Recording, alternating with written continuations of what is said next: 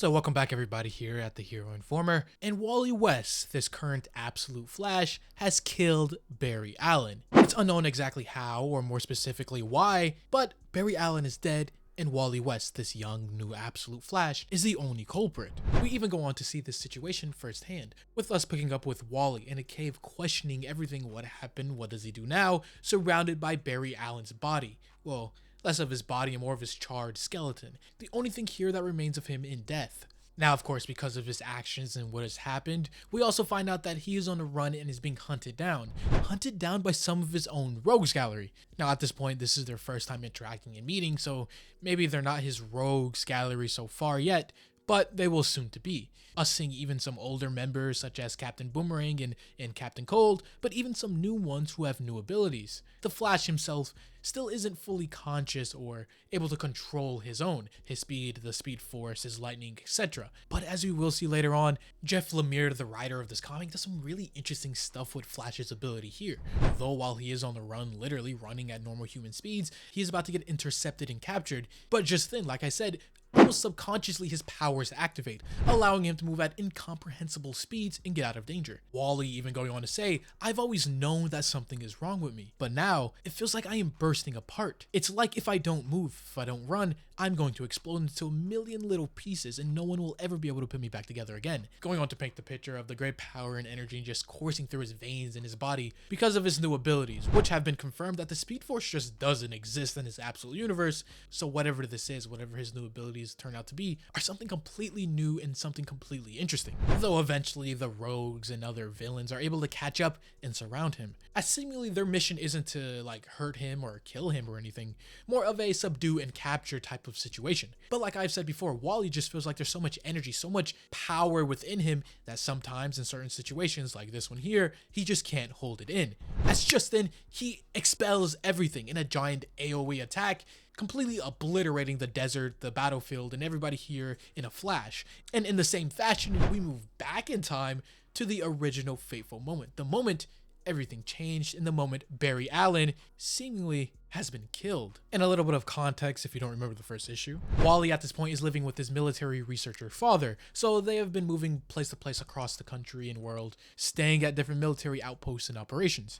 And one night, after sneaking into the facility and base down below, he finds Barry in the middle of almost an experiment of sorts, one that he gets directly in the crossfire of and changes his life forever, as whatever Barry was trying to do, whatever this energy now is, seemingly takes a hold of Wally, almost like it chooses him. Even as Barry tries to reach out to try and save Wally from whatever is going on, and he is almost successful, just like that, Wally completely disappears. This force, this power, this energy whisks him away and changes him into an entirely new being. Of course, to the angerment of his father, who soon shows up, only to find his son gone, seemingly obliterated in this aftermath that Barry has caused, which of course angers his father as he goes to resort to violence against Barry. But in the middle of questioning what has happened to his son, what has he done, suddenly they see it.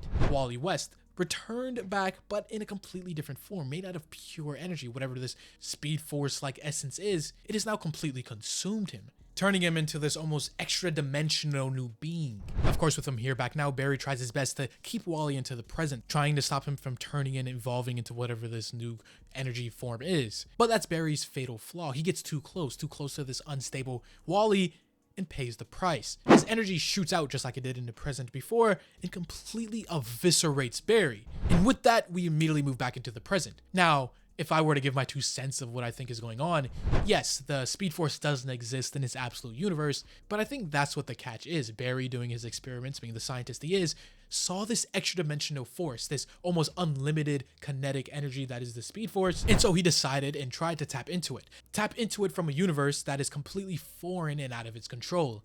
Of course, Wally showing up at the wrong moment, at the wrong time, the Speed Force now entering this new absolute universe, infected Wally and almost chose him as its host. But of course, with this foreign entity and foreign energy being in this new universe, it is reacting very violently and almost like it's not supposed to be here. It's an alien in new territory. Though the people here, his villains, they don't share the same fate as Barry being killed by his little outburst of power from one of the tech the new villains had, able to produce energy dispelling bubbles. We see she throw one of the same technology and capture Wally this time.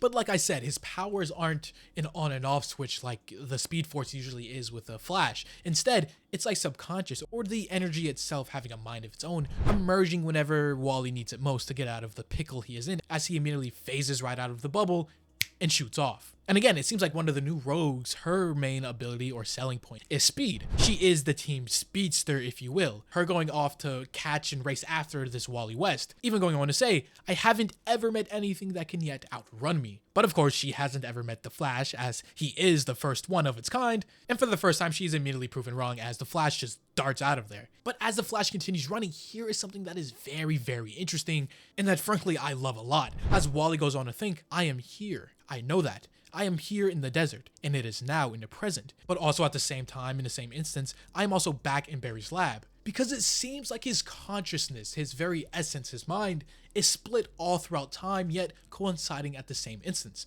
As due to this energy and powers, he is not only in the present, but also in the past, kind of like his own existence has been taken out of the time stream, and now he is living in a non-chronological order, which is a very new and cool concept for a Flash, as he even goes on to recall at the same time being here in the present, but also being 3 years old with his parents and his mother who was still alive. But as this is happening, as he has almost experienced his past and present simultaneously, we find out that is very deliberate, that it is also not shown his future, because as the comic goes on to say, then suddenly it happens. I'm not just here and I am not just back then, but I am forward, and I am able to see what's coming. I see tomorrow. But here's the real catch and real caveat of this entire situation. He doesn't just see the future and what it is going to be, because, you know, the future isn't yet set in stone. Any action now can cause a reaction that completely changes your future trajectory and what you're going to become. And the Flash is no different here, as he in particular sees two futures, two tomorrows, two specific timelines, two worlds. One where he's a beloved hero. He becomes the Flash, as we all know him to be,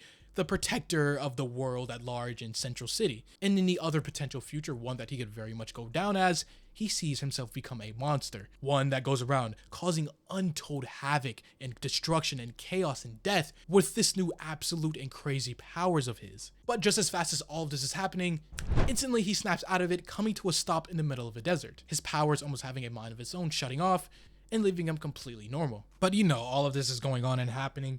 The villains, his rogues gallery from before, they decide enough is enough and to stop holding back. They're going to release and unreveal their ace in the hole, their special weapon that they've been saving as a last resort. As even this Captain Boomerang goes on to say, are you sure you want to do this? And with their seemingly leader, Captain Cold here, he says, no, I don't, but we don't have any other choice.